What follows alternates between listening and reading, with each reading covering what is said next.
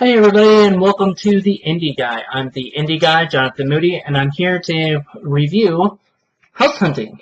House Hunting is a horror film done actually in Virginia, where I'm from, and it was directed by this guy Eric England. I don't know much about him. I know he's done a bunch of short films and I think a couple features, but I had heard about this movie.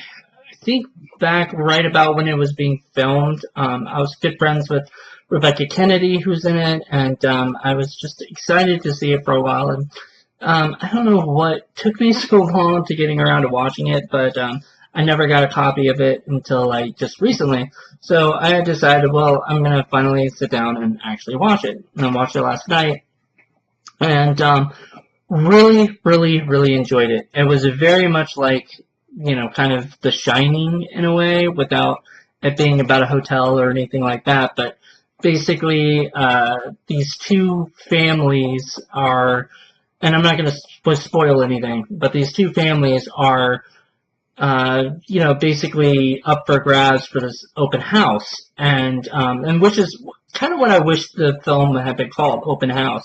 I don't know if it was originally called that or something, because they say open house a lot in the movie, or if they just decided to call it house hunting from the very get-go. I don't know. But when they go in there, it's like Mark Singer and his family, and it's like his new wife and his kid and 16-year-old girl, and they are basically fighting against Art LaFleur and his wife and son.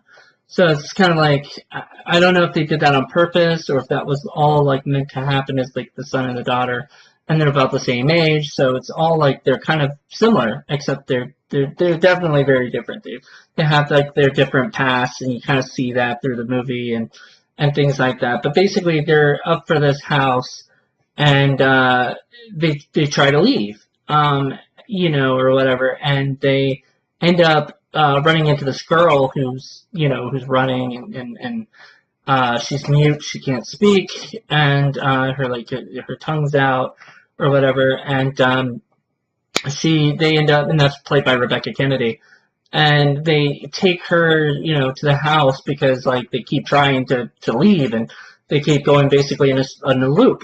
So they end up, it's really late at night, they're out of gas, they've decided they have to stay here, and it's a really creepy kind of house, not like your typical creepy house, not like the stuff that you see in like all horror films everywhere, but it is, kind of a creepy house.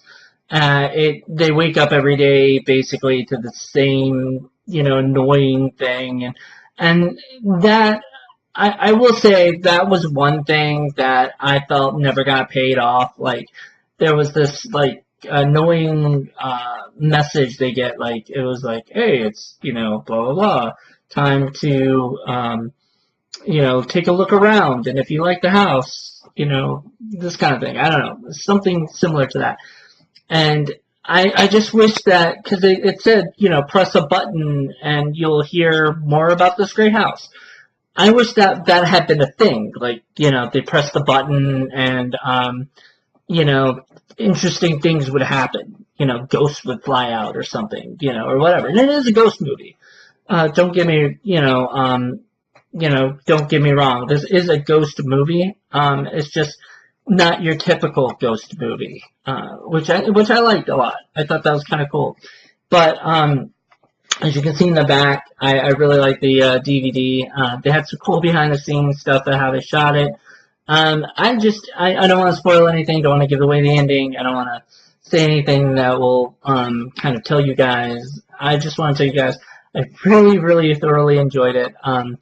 It was so cool to see Mark and Art together, especially Art. See, I'm used to Art in like the Trancers movies, and like I think he was in The Sandlot and Field of Dreams and stuff like that. And I'm so used to seeing him. I haven't watched enough Art LaFleur movies, so I haven't seen him have like a huge role. And this is a really big role. I actually thought Mark and Art were going to be small roles, and everybody else would, all the lesser named people who were excellent, by the way. They were definitely really good. actors. But I felt like it just was, I felt like it was just really cool to see those two together. Those two actors are just really, really well done. Gifted actors. And Mark Singer, I'm sorry to say this, like, 'cause I'm so used to him in the Beastmaster, and I haven't seen him really do a lot of stuff lately. And he looked a lot like Mark Hamill. Like, I almost felt like they could have played like twins or something. I don't know. Maybe it's just me, but it's kind of what I thought when I saw it. But and he had the Luke look at the end of Force Awakens with the beard and stuff, and I just thought that was really cool. Like he looked. It was just cool to see him in a horror movie that I thought was really, really good. Don't like the tagline on the cover, but I don't think that had anything to do with the production. I think this distributor, "You Are Not Alone," just sounds. Yeah. If I had not known that any of the actors, and I had not known of this movie, especially of it being a Virginia film, which is awesome, I probably would not have picked it up, honestly. So I think that it's just great that they have like Mark Singer and everything like that, because I just think this artwork is just very bland, kind of, in a way. Like, it's not saying anything about the movie, I just think the distributor should have done a better job. I just feel like this is stuff I've seen in a lot of countless movies. So had I just picked it up based on the look alone, and the story kind of doesn't give too much away, which is good, the backstory of here, but, I don't think it would have enticed me had I not known, because when I saw it in the store the other day, I was like, oh, that's Rebecca's movie, so I'm gonna go see it.